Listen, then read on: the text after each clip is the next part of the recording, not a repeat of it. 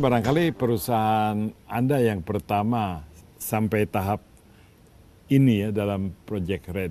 Kalau di dunia ada nggak? Di dunia sudah ada beberapa. Ada beberapa yang di Afrika sudah ada, di Kamboja pun sudah, di Afrika, di Kenya, khususnya di Kenya ada. Oh, jadi bukan hanya Kongo yang ada hutannya. Kongo juga udah ada juga. Di Kamboja juga ada. Jadi beberapa negara yang memiliki hutan itu sudah melakukan proses seperti ini. Sayangnya di Indonesia itu agak-agak susah karena emang peraturan kita. Maksudnya peraturan Indonesia bedanya apa dengan peraturan Kamboja atau Kenya? Mungkin dalam hal sistem perizinannya aja. Jadi proses perizinan kami itu lebih lama daripada perusahaan, daripada kondisi di negara kondisi yang lain. birokrasi secara umum. Secara umum boleh dibilang begitu, Pak. Ada resistensi tertentu tidak dari kelompok masyarakat terhadap Red ini? Siapa yang terancam oleh pola bisnis ini? Sebenarnya sih masalahnya itu belum terbukti, Pak. Jadi belum terbukti bahwa ini ada kesuksesan terhadap Red, sehingga kalau kita lihat dari pembicaraan dari tahun 2007 sampai sekarang tuh orang sudah lebih skeptis karena tidak ada yang sukses. Jadi ini yang menjadi masalah. Jadi mungkin dalam waktu dekat tuh kita harus menunjukkan ke dunia bahwa kita bisa sukses di Indonesia, sehingga teman-teman yang lain tuh terdorong untuk melakukannya. Jadi sebenarnya lebih karena begitu aja. Dan karena emang komitmen dari dunia sendiri itu tidak jelas mengenai pembayaran kegiatan seperti ini. Jadi Anda yang dianggap oleh Pak Darsono sebagai penghalang adalah kesulitan perizinan, hal-hal yang berada pada awal usaha ini ya. Sedangkan mengenai pasarnya di ujungnya itu Anda lebih optimis. Kalau pasarnya sendiri saya optimis, Pak. Kalau pasarnya itu kami sudah berbicara dengan beberapa calon pembeli juga. Dan emang ada, walaupun mungkin jumlahnya tidak sebesar yang kita inginkan, cuman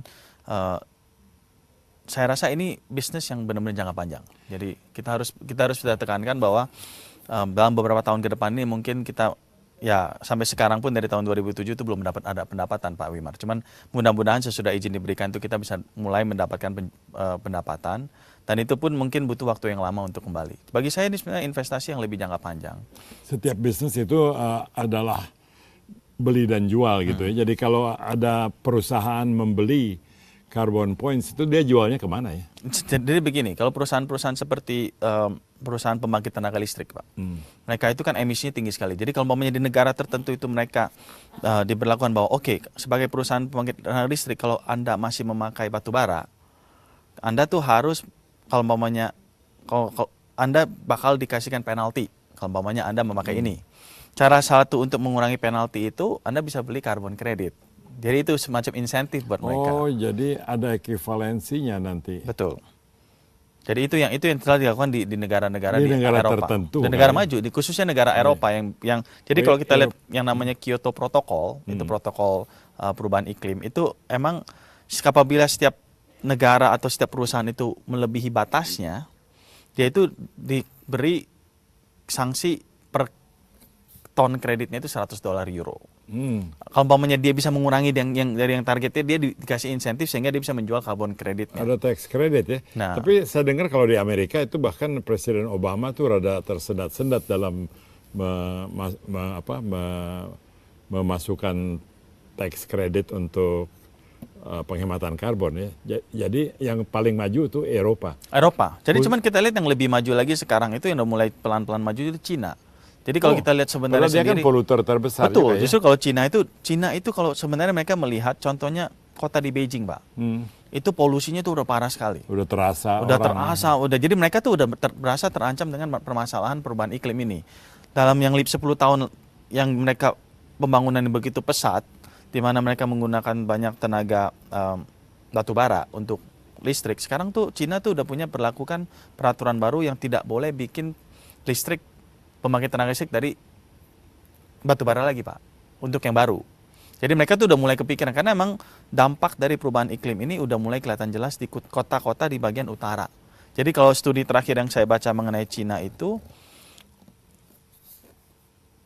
orang-orang Cina yang tinggal di utara itu